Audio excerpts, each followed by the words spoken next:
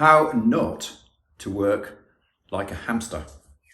You know the hamster on the wheel, don't you? Running and running and running and not going anywhere. Now, he seems to like it though, doesn't he? Right, and that part's important. I'll come back to it. I've been writing, as you know, maybe about procrastination lately and managing yourself better so you get more of the important work done, the work that drives your business forward. I'm still on that train because it's important and because it's something that holds everybody back. Now, one habit or one behaviour that keeps you from those important tasks, I'm not sure it really has a name, or if it does, I don't know what the name is, okay?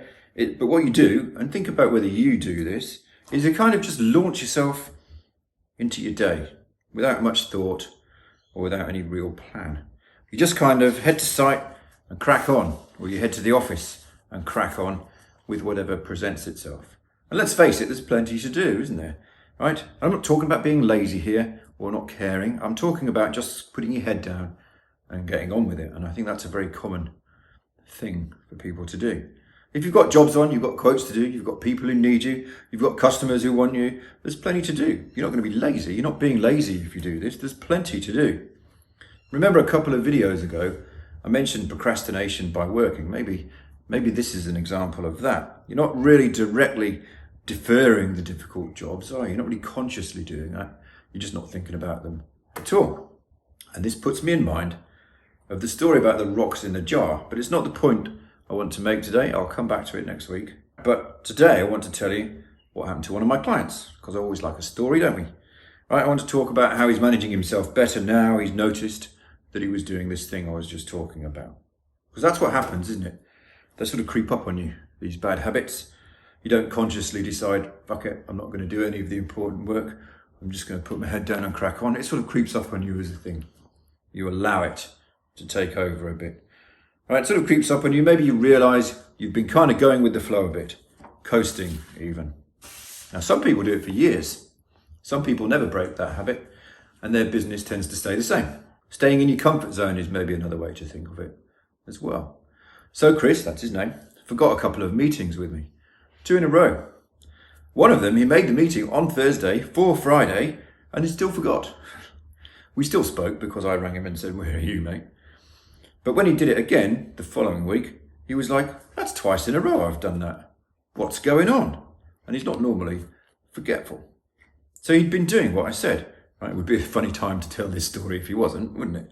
Right? He was just getting up and going to site. He's not checking his diary. He's not checking his day book. He's just getting up, going to one job, then to the next, and forgetting stuff as well.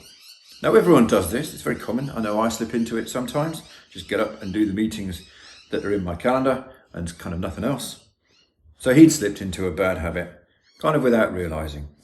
And it took this kind of embarrassment of having stood me up 2 in a row for him to notice, you know. And he was enjoying it as well, right? He was running around, being busy, getting shit done, right? Like our hamster, remember him?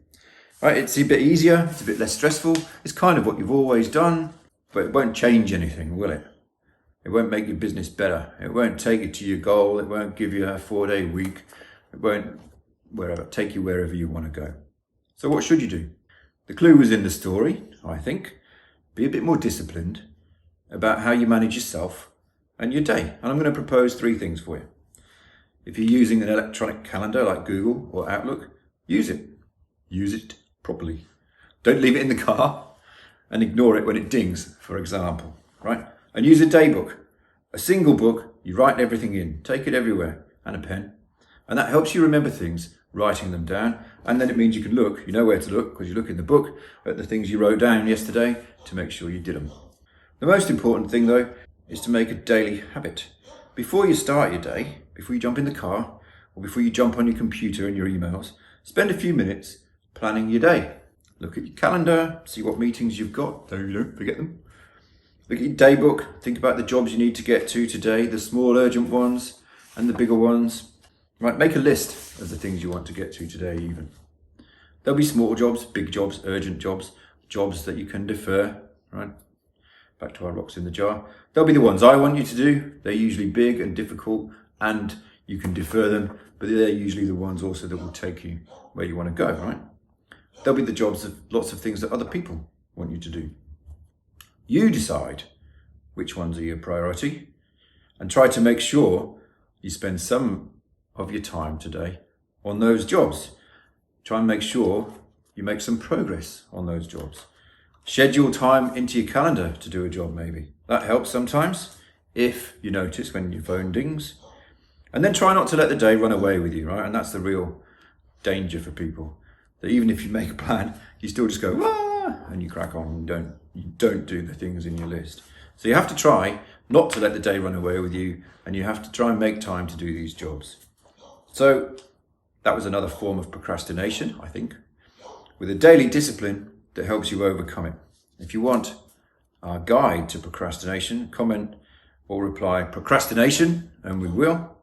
And if you want me to talk to you about coaching and help you stop procrastinating on a regular basis, then comment coaching and we'll get in touch and arrange that discussion too. See ya.